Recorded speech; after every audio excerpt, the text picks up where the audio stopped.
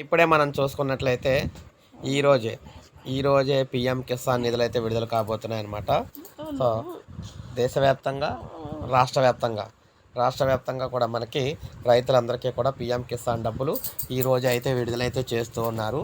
ఈరోజు ప్రధానమంత్రి మోడీ గారు అస్సాం రాష్ట్రంలోని గౌహటి నగరంలో దీనికి సంబంధించిన నిధులైతే విడుదల చేస్తామని చెప్పారు.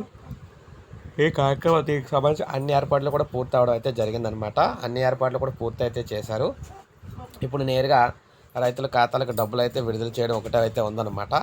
సో అందువల్ల పిఎం కిసాన్కి సంబంధించి డబ్బులు 22వ విడత మనకి ఏ క్షణంలో అన్నా రైతుల ఖాతాలకైతే విడుదలవుతుందని చెప్పేసి మనకైతే క్లియర్గా అయితే తెలుస్తోంది.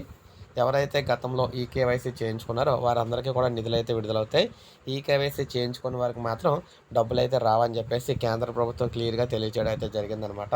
సో ఇది మనకి తాజా సమాచారం. ఒక లైక్ చేయండి. ఇలాగే మీకు లేటెస్ట్ అప్డేట్స్ అందిస్తూ ఉంటాను. సబ్స్క్రైబ్ చేసుకోకపోతే మన ఛానల్ సబ్స్క్రైబ్ చేసుకోండి.